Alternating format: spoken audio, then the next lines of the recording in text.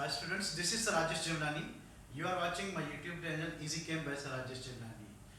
Today we are here with MCQs of electronic configuration.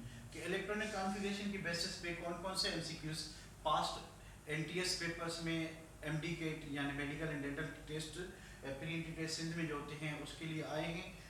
पहले part में हम वो क्वेश्चंस डिस्कस करते हैं और उसके बाद आगे बढ़ते हैं. देखें स्टूडेंट्स, अगर आपने कोई भी चीज़ इलेक्ट्रॉनिक कॉन्फ़िगरेशन से रिलेटेड करनी है तो आप लोगों को पहली बात के 4 प्रिंसिपल्स और रूल्स आने चाहिए जो इलेक्ट्रॉनिक कॉन्फ़िगरेशन में यूज होते हैं. First of them is of principle, second one of them is n+n rule, third one of them is Pauli's exclusion principle, fourth of them is Hund's rule.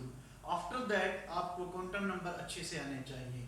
जब ये दो चीज़ें आपको आएंगी, एक तो 4 रूल्स और प्रिंसिपल्स होंगे और एक जो है क्वांटम नंबर्स, जब आपको इस पे फुली ग्रिप होगी तो आपको इलेक्ट्रॉनिक कॉन्फ़िगरेशन से रिलेटेड क्वेश्चंस करने में कोई दिक्कत या दुश्वारी या परेशानी नहीं होगी. सो बढ़ते हैं आज के हमारे फर्स्ट क्वेश्चन की तरफ. वो ये है कि which of the following is, चलें किसी सिंपल क्वेश्चन से स्टार्ट लेते हैं. हम फोर्थ क्वेश्चन से स्टार्ट लेते हैं. कह रहा है कि if n is equal to 4, l is equal to 3 represents, कौन सी ऑर्बिटल को रिप्रेजेंट कर रहा है. ठीक है, ये बेसिकली क्वांटम नंबर से रिलेटेड क्वेश्चन है जो medical and dental test NTS test में 2007 में आया था. अब n is equal to 4 है. ठीक है, n सिर्फ ये शो कर रहा है कि ऑर्बिटल जो है वो किस शेल में है.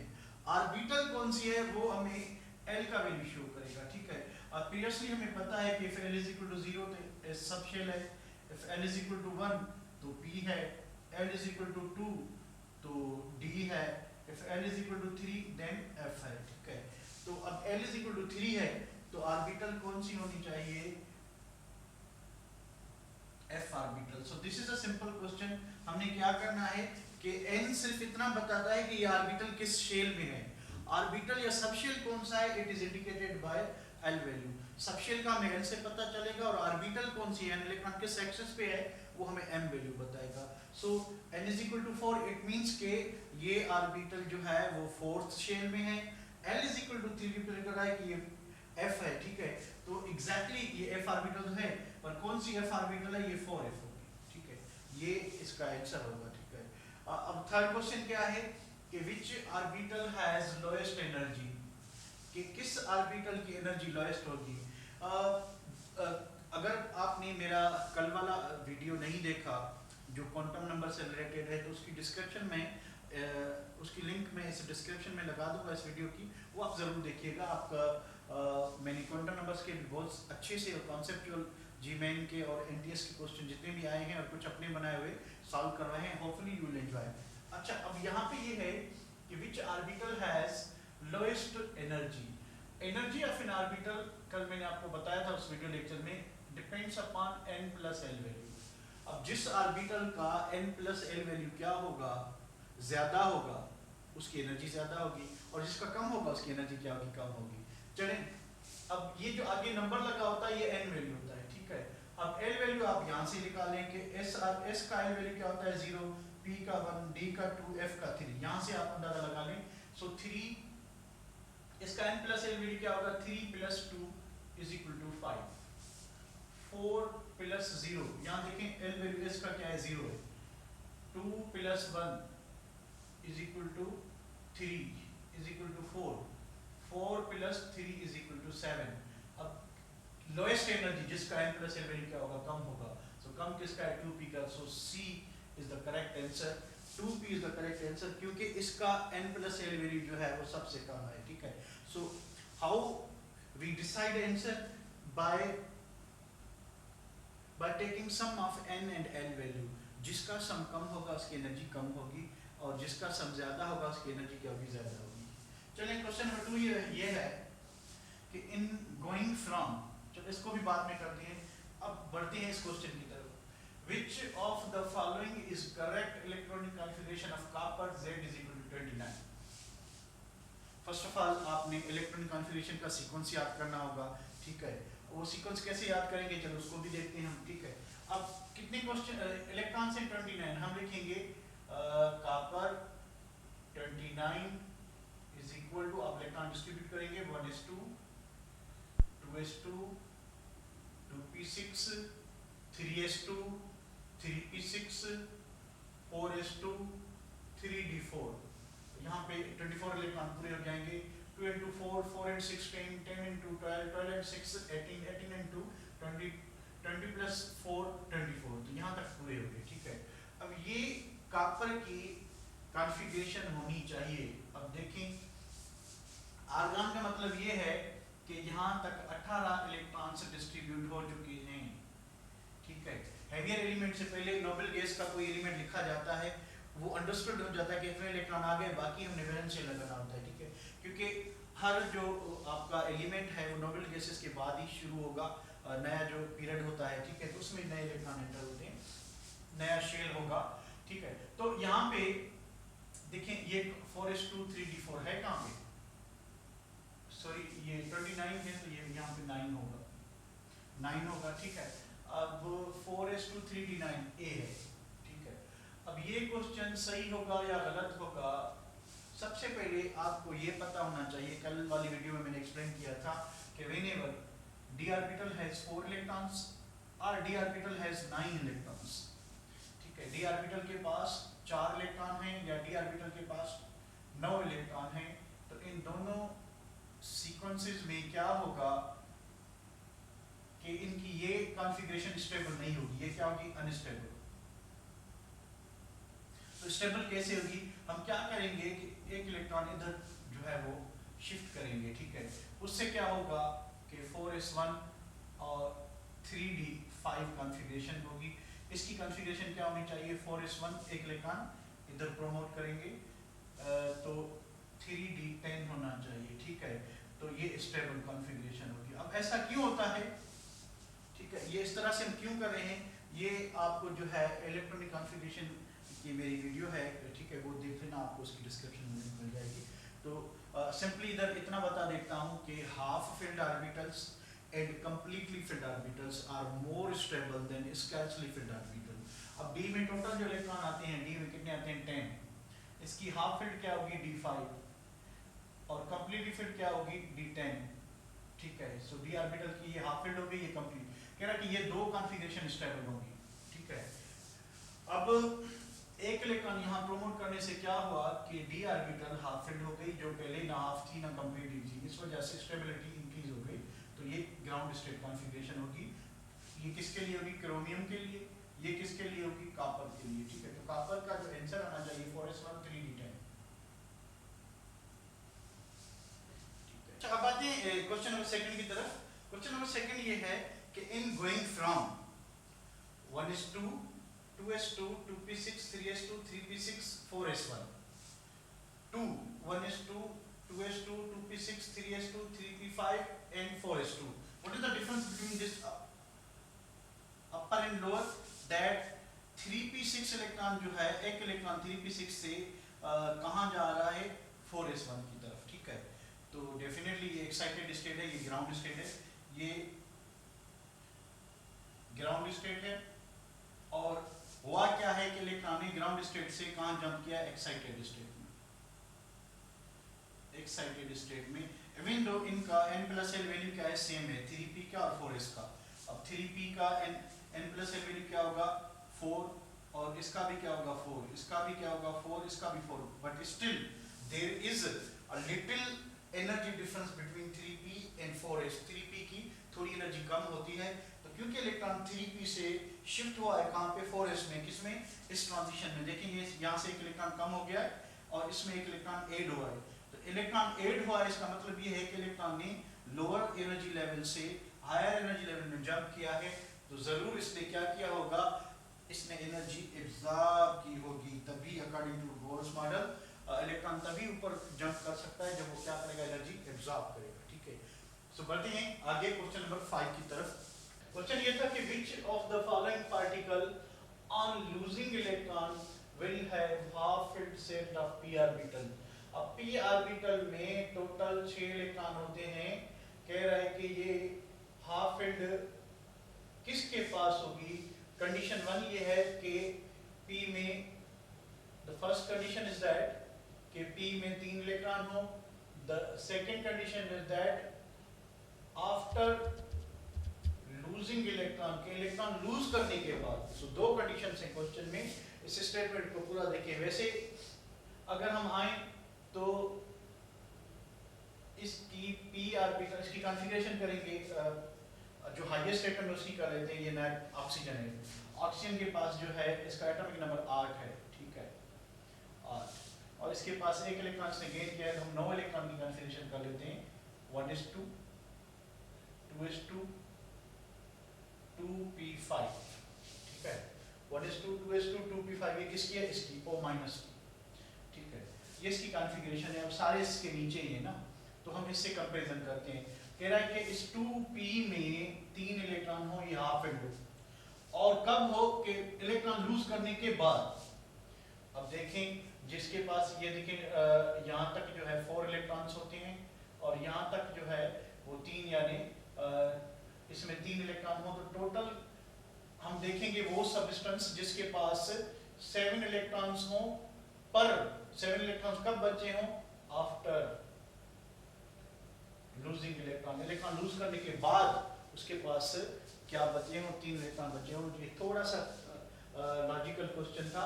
वैसे आप डायरेक्टली अगर कॉन्फ़िगरेशन करते तो आपका आंसर जो है नाइट्रोजन होता, क्योंकि नाइट्रोजन के पास 7 इलेक्ट्रॉन्स हैं, ठीक है। पर ये कह रहा है कि वो सब्सटेंस जो इलेक्ट्रॉन लूज करने के बाद जिसके पास, ठीक है, अब इलेक्ट्रॉन जो है लूज करने के बाद आपका ये रह जाएगा ऑक्सीजन प्लस। क्यों ये कैसे होगा? देखिए ऑक्सीजन के पास 8 इलेक्ट्रॉन होते हैं, ठीक है, एक इलेक्ट्रॉन इसने लूज किया है, तो बाकी कितने रह गए? 7। तो 7 हम जब ऑक्सीजन प्लस में 7 इलेक्ट्रॉन्स डिस्ट्रीब्यूट करेंगे, कॉन्फ़िगरेशन होगी 1s2 2s2 2p3। अब देखें p हाफ फिल्ड भी है, और हाफ फिल्ड कब बची है? जब इसने एक इलेक्ट्रॉन क्या किया? यूज किया है। So D is our correct answer, ठीक है। तो इस तरह से कभी कभी थोड़े से भुलाने वाले क्वेश्चंस आ जाते हैं। इसमें कोई भी एक हार्ड जो है वो नहीं है, पर ये है कि सिंपल लॉजिक जरूर है, कोई भी एवरेज बंदा परेशान हो सकता है, ठीक है। अच्छा, छठा क्वेश्चन ये है, question number 6, the maximum number of electrons try to occupy orbital singly only when all the orbitals are singly occupied, only then pairing of electron commences। अब मेरे ख्याल में नवजोत सिंह सिद्धू से जो है ये क्वेश्चन बनवाया है, बहुत ही डिफिकल्ट अंग्रेजी झाड़ी हुई है, ठीक है। तो हालांकि सिंपल ये स्टेटमेंट है किसकी? हंस रूल की, ठीक है। हंस रूल की स्टेटमेंट है, इसमें जो है हंस रूल में यही है कि when we fill electrons in the degenerated orbitals, no pairing of electrons takes place until each orbital is singly occupied with parallel spin। कि जब हम इलेक्ट्रॉन्स फिल करते हैं किसमें? डीजेनरेटेड ऑर्बिटल्स में, such as px py pz और dxy dxyz dyz dx square y square dz square, ये पांचों d ऑर्बिटल्स जो हैं डीजेनरेटेड हैं, यानी इनकी एनर्जी सेम है। कहते हैं सेम एनर्जी वाली ऑर्बिटल में जब आप इलेक्ट्रॉन पुट करेंगे, प्लेस करेंगे, तो हमने क्या करना है कि इलेक्ट्रॉन विद पैरेलल स्पिन रखना है, और हर ऑर्बिटल में सिंगल इलेक्ट्रॉन होगा। कब तक होगा? जब तक सारी डीजेनरेटेड ऑर्बिटल्स में एक एक अनपेयर्ड इलेक्ट्रॉन आ जाए, ठीक है। क्वेश्चन नंबर 7 ये है, ये भी मेडिकल और डेंटल टेस्ट क्वेश्चन, एनटीएस जो है वो 2004 में आया है, ठीक है। उस वक्त एनटीएस टेस्टिंग सर्विस नहीं थी, आई थिंक आईबीएन ही होगी। Electronic configuration 1s2 2s2 2p6 3s1। अब आपने कैसे आइडेंटिफाई करना कि ये एलिमेंट कौन किसकी कॉन्फ़िगरेशन है? आप इलेक्ट्रॉन्स काउंट करेंगे, 2 into 4 4 and 6 10 10 and 1 11। अब 11 इलेक्ट्रॉन्स हैं, तो जरूर इस एटम के पास 11 क्या होंगे? प्रोटॉन होंगे। 11 प्रोटॉन है, तो इसका Z इक्वल टू क्या होगा? 11 होगा। अगर आपको एटॉमिक नंबर याद है कि 11 किसका होता है, मुझे याद है ये सोडियम का होता है, ठीक है। अगर आपको भी याद है तो आपने क्या करना है कि ये इलेक्ट्रॉन्स काउंट करनी है। एक न्यूट्रल एटम में हमेशा electrons and protons are always equal, ठीक है। हमें पता चला कॉन्फ़िगरेशंस के इसके पास 11 इलेक्ट्रॉन्स हैं। अब 11 इलेक्ट्रॉन्स हैं तो जरूर इसके पास 11 प्रोटॉन्स होने चाहिए। अगर 11 प्रोटॉन्स है तो इसका एटॉमिक नंबर क्या होगा? 11 होगा। And I know and most of the students also know that 11 atomic number belongs to sodium, के ये सोडियम एटम है, ठीक है। चलें क्वेश्चन नंबर 8 की तरफ बढ़ते हैं। The excited state configuration of carbon is, carbon की जो ग्राउंड स्टेट कॉन्फ़िगरेशन है वो ये है 1s2 2s2 2px1 हुंस rule apply करेंगे, 2py1 एंड 2pz0 और 6 इलेक्ट्रॉन पूरे हो गए, 2 और 2 4 5 6, ठीक है। ये ग्राउंड स्टेट कॉन्फ़िगरेशन है, ठीक है। एक्साइटेड स्टेट कॉन्फ़िगरेशन में क्या होगा कि ये जो 2s वाला इलेक्ट्रॉन है ये इधर ट्रांसफर होगा, ठीक है। अब इसकी एक्साइटेड स्टेट कॉन्फ़िगरेशन क्या होनी चाहिए, क्या होगी, 1s2 2s1 हो जाएगा क्योंकि एक इलेक्ट्रॉन इसका इधर प्रमोट हो गया, 2s1 2px2 2py1 2pz0, क्या ये सही होगा? हर्ट्ज रूल कहता है, अभी जो पहले आया स्टेटमेंट इसकी, कि ये तीनों जो ऑर्बिटल्स हैं ये डीजनरेटेड है। व्हाट डीजनरेटेड मींस 2px की एनर्जी सेम है 2py से और 2py की सेम है किसके साथ, 2pz के साथ। कह रहा है इन ऑर्बिटल्स में पेयरिंग नहीं होती। अब कार्बन के पास कितने 6 इलेक्ट्रॉन हैं, तो 2 और 1 3 तो ये हो गए, बाकी कितने रह गए 3, तो तीनों इलेक्ट्रॉन क्या करेंगे यहाँ पे अनपेयर्ड ही रहेंगे, आप पेयर नहीं बनाएंगे। अब वो कॉन्फ़िगरेशन नीचे ढूंढें जिसमें 1s2 2s1 और ये px ऑर्बिटल में एक इलेक्ट्रॉन हो। देखें फर्स्ट क्या है, 1s2 2s2 2px1 2py, यहाँ पे देखें इलेक्ट्रॉन बढ़ गए, 2 और 2 4 4 और 3 7, कार्बन के पास 7 नहीं, कार्बन के पास 6 इलेक्ट्रॉन होते हैं, 2 और 1 3 4 5 6 इलेक्ट्रॉन हैं, पर हाँ ये सही है बिल्कुल, ठीक है, ये एग्जैक्टली सेम है जो हमने लिखा है, तो this is the correct answer.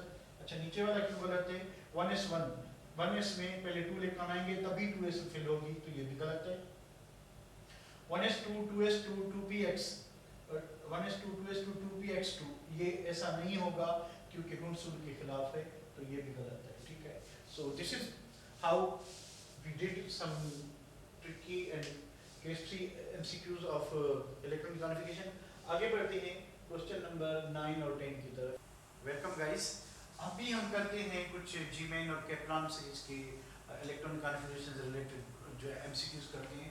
So number 9 MCQ ये है कि number of D electrons retained in f+2 ion, JEE Main 2003 का क्वेश्चन ये, f+2 यानी हमने क्या करना है कि फर्स्ट ऑफ ऑल आयरन की कॉन्फ़िगरेशन करनी है 26 +2 है, तो यानी कितने बच गए 24 बच गए, ठीक है।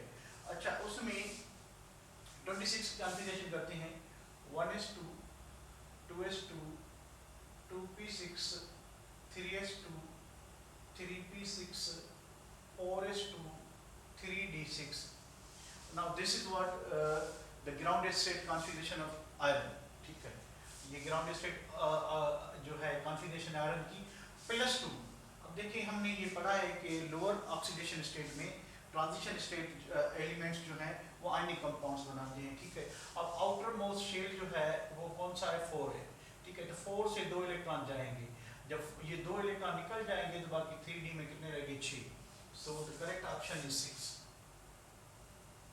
ठीक है। सिंपली हमने क्या किया कि पहले हमने कॉन्फ़िगरेशन की और +2 2 इलेक्ट्रॉन निकाल लेते हैं। अब कौन से इलेक्ट्रॉन निकलेंगे, डी के निकलेंगे या एस के निकलेंगे, डिपेंड्स अपॉन कि जो ट्रांजिशन एलिमेंट्स हैं जो लोअर उनकी ऑक्सीडेशन स्टेट होती है उसमें वो आयनिक कंपाउंड बनाते हैं। तो +2 शो कर रहा है कि आयनिक कंपाउंड बनाएंगे, और तो फिर जो है एस के इलेक्ट्रॉन्स क्या होंगे, लूज होंगे। जब डी के इलेक्ट्रॉन भी साथ में लूज होंगे तो फिर वो कोवलेंट कंपाउंड बनाएंगे क्योंकि वो ऑक्सीडेशन स्टेट हाई हो जाएगी, ठीक है। सो इसमें इसका आंसर क्या होगा, डी होगा। नंबर 10 क्वेश्चन ये है कि of the following sets which does not contain isoelectronic species.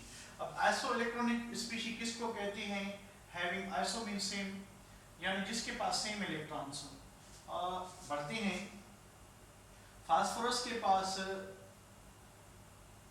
बहुत बड़ा फंडा है। अब फास्फोरस जो है,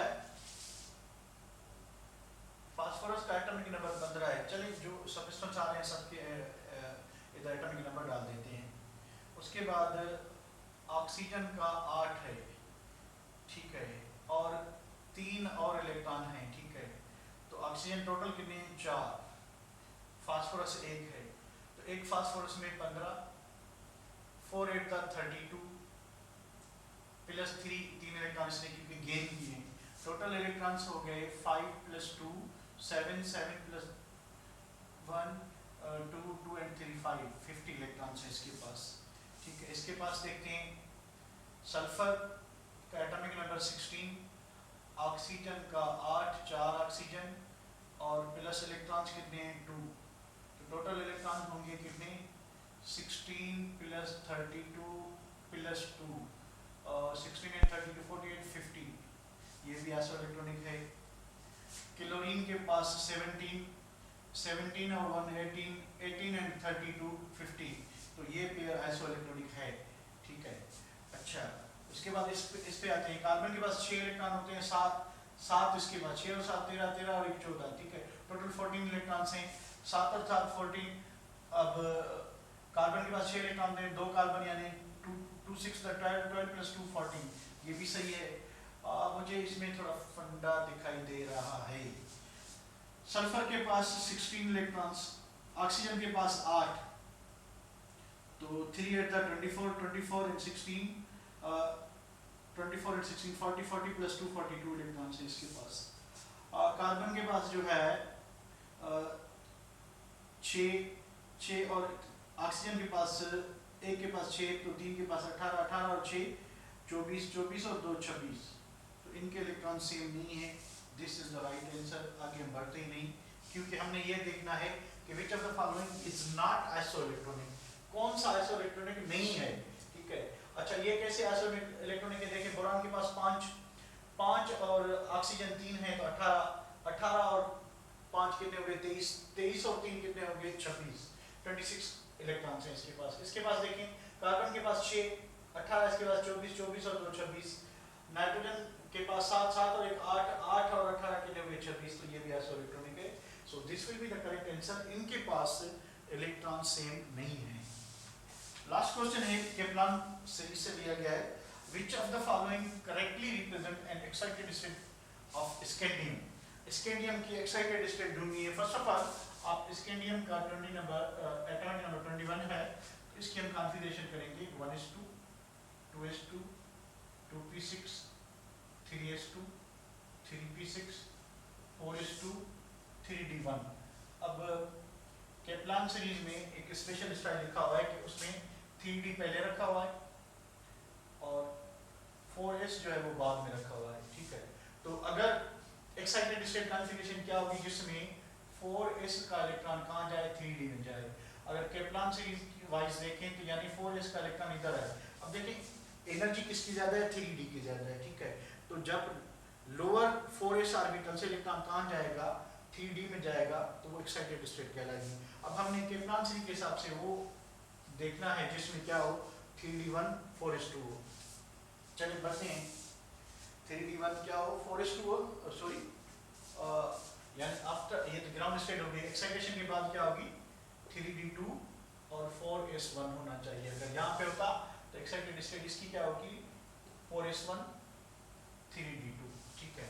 तो केप्लान सीरीज के हिसाब से हमने आंसर में ये देखना है एंड में 3d2 और 4s1। अब देखिए कौन कौन से 3d2 वाले ऑप्शंस हैं। ये नहीं है, 3d2 नहीं है, 3d2 है,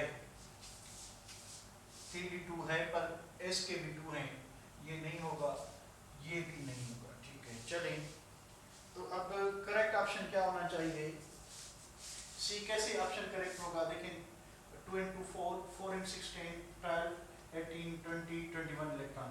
अब एक इलेक्ट्रॉन जो s ऑर्बिटल का है वो कहाँ प्रोमोट हुआ है 3d में, ठीक है। तो ये इसकी एक्साइटेड स्टेट कॉन्फ़िगरेशन है। अब दूसरी एक्साइटेड स्टेट सही क्यों नहीं है जिसमें ये था 3d2 4s2 3d2 4s2, ठीक है, ये नहीं हो सकता। सो यही इसका आंसर होगा, ठीक है, ये करेक्ट कॉन्फ़िगरेशन है। सो इस तरह से आज हमने इलेक्ट्रॉन कॉन्फ़िगरेशन के कुछ ट्रिकी एमसीक्यूज किए। कल इसका पार्ट 2 बनाऊंगा मैं, ठीक है, उसको भी देखेंगे। और मेडिकल एंट्री टेस्ट से रिलेटेड एक अपडेट आई है, वो मैं आपको उस फैक्ट एंड फिगर देख के वो आपको एक वीडियो अपलोड कर लेता हूँ। अगर आप मेरे चैनल पे नए हैं और अभी तक आपने सब्सक्राइब नहीं किया तो चैनल को सब्सक्राइब करें। और इसी टाइप के जो है ट्रिकी एमसीक्यूज मैंने सॉल्व करके रखे हुए हैं, इस की डिस्क्रिप्शन में मैं लिंक्स लगा दूंगा, वो भी आप देख लीजिएगा। मैंने गैस लॉज के ऊपर ट्रिकी एमसीक्यूज बनाए हैं विथ एंड विदाउट कैलकुलेटर, उसके बाद क्वांटम नंबर्स पे, और आज इस पे है इलेक्ट्रॉन कॉन्फ़िगरेशन पार्ट 1 है, पार्ट